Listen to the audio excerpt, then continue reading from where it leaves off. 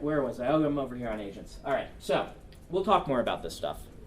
Number 2 thing that agents do is agents have contacts. So contracts and contacts. Wonder if we can make the third one start with a C. They have contacts at the publishing houses. The way it is historically said that it works is that all of this stuff that I talked about 2 or 3 weeks ago about going to conventions, the agents do. They meet all the editors. They know all the editors in your genre by name. They've probably had dinner with most of them. They know who has published what. They have huge, extensive amounts of research on all the things I told you that you should start doing, which you should.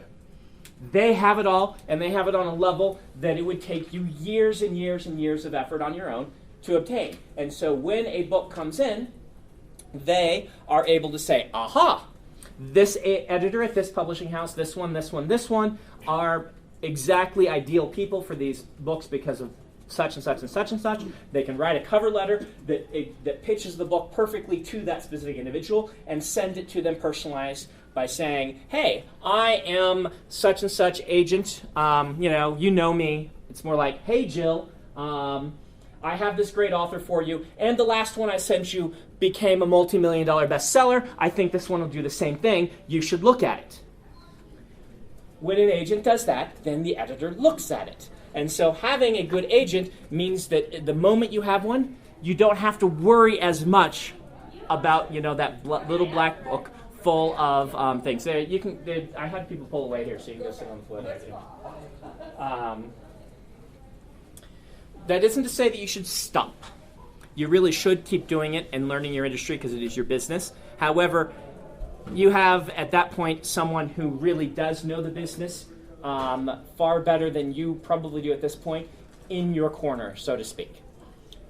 An IP lawyer cannot do this and will not do this. So if you do not use an agent, you've got to do it yourself. And that requires a lot of effort and work. I did this part all myself.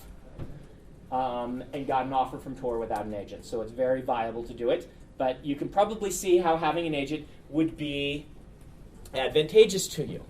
Now, the counter argument that is made by those who... Oh, yeah, go ahead. I just have a question. Once you had your in with Tor, and they probably would have accepted more books from you, why did you then choose to get an agent? Oh, I'll go there. That's a good question. Don't let me forget that one.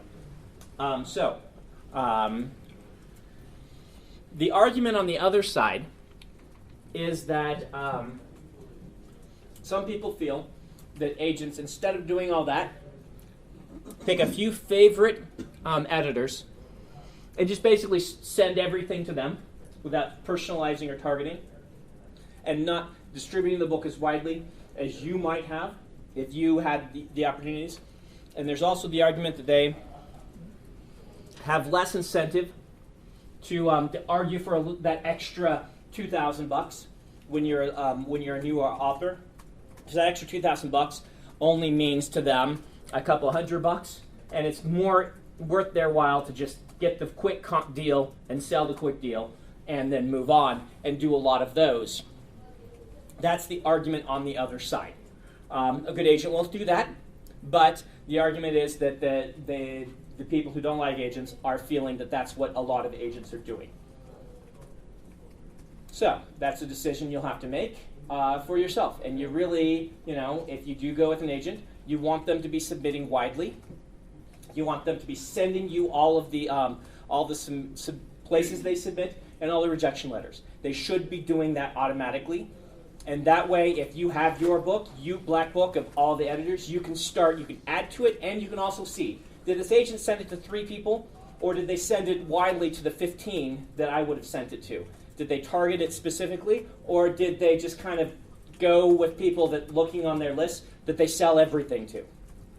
If you're up on the business, you really should be being proactive about this, even if you do have an agent. You can keep an eye on this and see how your agent's doing.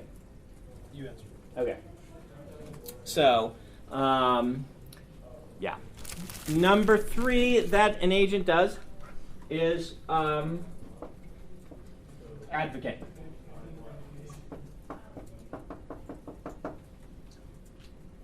breaking my alliterative list there. Your advocate.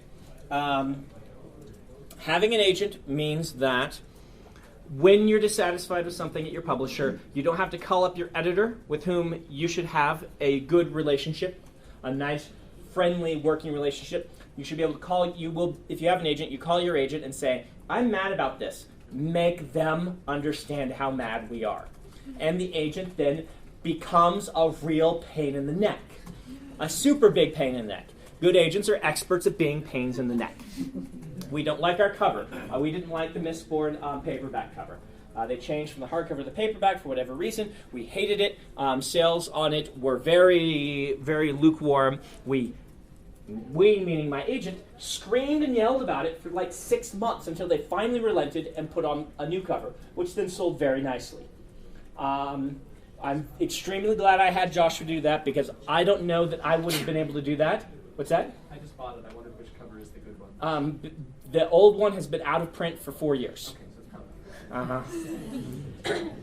coming. If it has a Grim Reaper on it, then it's the old one. Grim Reaper. The library has a copy of that. Yeah. Yes, I know. Yep.